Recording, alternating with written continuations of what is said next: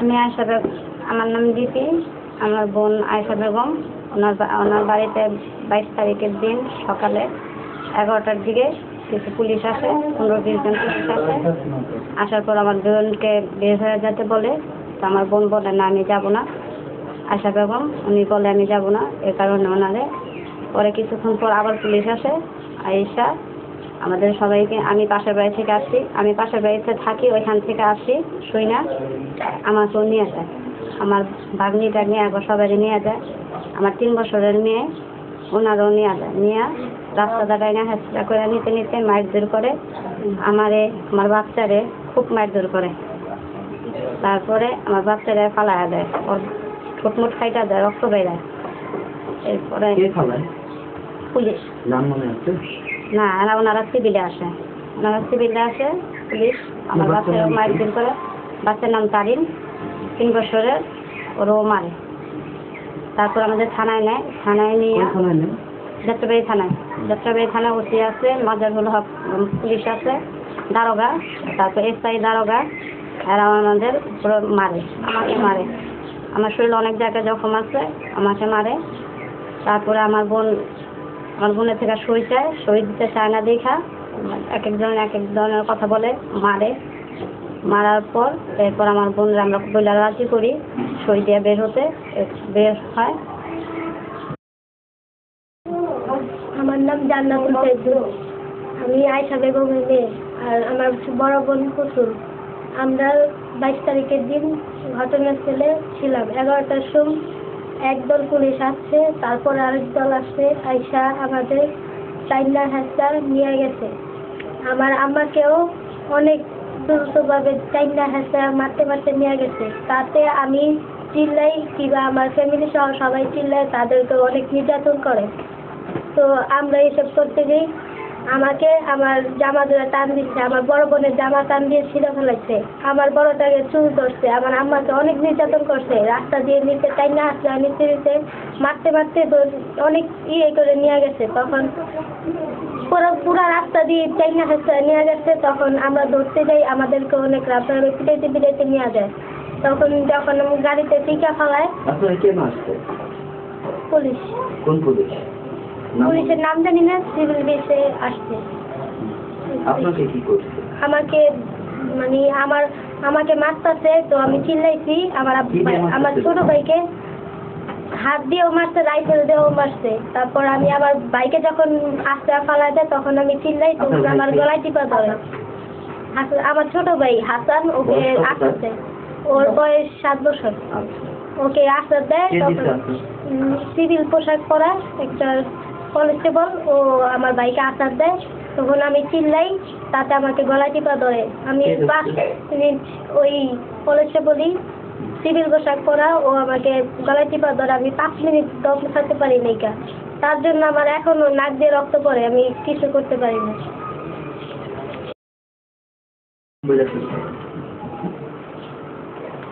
আমার নাম পুতুল।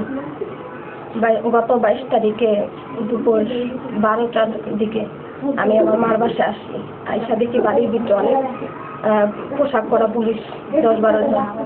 আমি জিজ্ঞাসা করলে আমাদের জিয়ারুল বলে যে তোর মা একটা খারাপ মানুষ, তোর মায়ের বাড়ি ছাড়ে না, কেন তোর মায়ের বাড়ি ছেড়ে দিস না, হইলে তখন সব টিরে ধরে দিয়ে যাম। তাহলে আমরা বাসার মার সাথে দাঁড়ায় থাকাতে সবাই আরো এক গাড়ি সিভিলে পুলিশ আসছে। আইসা আমাদের মহিলা, আমার আম্মাদের দইরা আমগো সবাই টানা হিসে আমার সামনে বুকের সামনে জামা টান দিয়া ছিঁড়া পুলিশ আমার টান্দা লিয়া যায়। আমার মায়ের পিছন থেকে মারতে থাকে, পিছনে কনস্টেবল রাইফেলটা মারতে থাকে, সামনে এক মহিলা পুলিশ মারতে থাকে। টানতে আমার মার বখাটাও পড়তে দেয় না, এরা খাড়াইতে দেয় না, কাপড়টা ঠিক করতে দেয় না, লেগে দিতে মারতে ছোট বাচ্চা আমার খালাতো বোন একটা ঠিক ফালায় দেয়। ফালায় দেওয়াতে ওর 3 বছরে পড়ছে। ফালায় দেওয়াতে ওর এই দাঁত ভিতরে ঢিকা যাওয়াতে খুলে লয়। আমি আমার বাচ্চা চিক্ষের বাইরে খুলে লই, আমারে টান ডালিয়া যায়, আমার মায়েরে মারতে মারতে বাইফটি মাথা পর্যন্ত যখন নেয়, আমার ভাই চিক্ষের পারতে যাইতে থাকে। এক কনস্টেবল সিভিলে পোশাক পরা থাকে, ধাক্কা ফালায় দেয়। ফালায় দেওয়াতে আমার ছোট বোন চিক্ষের পেরাকে আমার বাইরে মারেন, কেউ আর গলায় চিবিটা ধরে। তো ওইটা গাড়িতে আমার মারে শিক্ষা গাড়ির ভিতরে ফালায় রাইছেন, দামটা গুন্দি মারতে থাকে। এটা এক কনস্টেবল, নাম না সিভিলে ছিল, ইয়ারুল কয়। ওর আবদি গুটি ভাইয়া হলাম থানায় নিয়ে, খালি থানায় নিতে দেয়।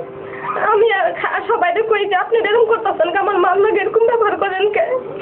কয় তখন সব কিছু নিয়ে বুঝে মুখ খালি থানায় নিয়ে যাই, যাই আলো দেখা আমি শিখতে পারি আমার মার লাগে সবাই আমগো সব পোলাপান থানা আমগো ধরে নিয়ে আটক করে খালি একটা ছিলাম ঘুমাতে, আমার মায়ের ধরাতে আমার দিতে পারি, মানে আমার কাপড়ে জামা ছিঁড়া ফেলায়। তারপরে আমগো নিয়ে রাখতে যখন রাত 12টা বাজে, তখন অনেকক্ষণ খালি লক্ষণী তারিখা 3 ঘন্টা দিতে পারি ছেড়ে দিবি।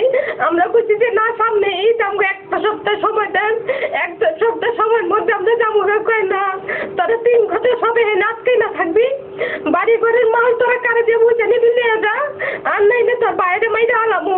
তখন আমগো এটা বলছে জিয়াদুল, এটা এই অফিস নির্দেশে, হ্যাঁ, কয়েকটা কনস্টেবল কইছে তোর বাইরে আমরা আজকে রাখছি, তোর একটা দায়ী আছে তোর বলা, এদিকে আমরা মেয়েরা হলাম। যদি তোর আমগো কথা না শুনবি, তখন আমার মায়ের আমি কই মা আমগো এখানে বাঁচান।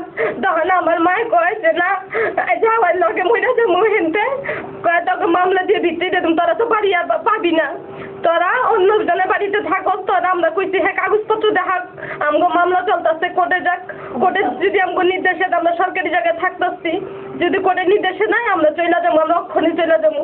সরকার যখন আমগো কইবা আমরা নেমে যাবো, কারণ আমরা সরকারি জায়গায় থাকতেছি, কোনো মালিকানা জায়গায় থাকি না। তখন কয় যে সরকারি জায়গায় থাকতেছ বুঝা মনে 5টা মিনিট যাক, তারপরে বুঝবা যে পুলিশ কি জিনিস। তাহলে আমি কইলাম মাজাহারে, কইলাম যে মাজাহার ভাই আপনি তো আগে একটা চাঁদাবাজি মামলা দিচ্ছেন আমগো নামে মিথ্যা, আমরা কি চাঁদাবাজি করছি? কয় না, এটা তো তোকে উঠানের লেখা, তোরা জানোস না, তোরা যাস না কে? আমি কি সরকার গেলাম না যাবো? তখন অনেক শেষে মাজাহারে ওসি আইলো, ওসিরে আহনের পর ওসির লগে আরো কথা কয়া আমরা কইলাম যে আমাকে 1 সপ্তাহ সময় দেন, সময়ের ভিতরে আমরা যামগা। আমার জামা টামা ছিঁড়া ছিল, অনেক কিছু করছে। এক কনস্টেবল আমার হেনে বাড়ি মারছে, আমার মায়ের মারতে গেছে, পরে আমি ধরছি, ধরনের পরে আমারে বাড়ি মারছে। আমার ছোট বোনটারে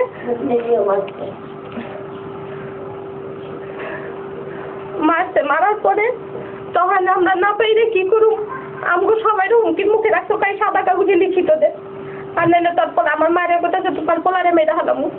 তখন কি করবো, আমার মায়ের লিখিত দিলে আমরা ডিসেম্বরের 1 তারিখে, এই গত 1 তারিখে আমরা চলে যাবো, এই কথা কয়ে আমগো অনেক গভীর রাত্রে আমগো ছেড়ে দেয়। আমরা 1 লাখ টাকা দিব, 1 লাখ টাকা 1 তারিখের দিন জামগা। বাংলাদেশ সরকারের কাছে মহিলা হওয়ার পরেও আমরা এত পুলিশের দ্বারা এত নির্যাতন কেন হইতেছি, এর বিচার চাই আমরা।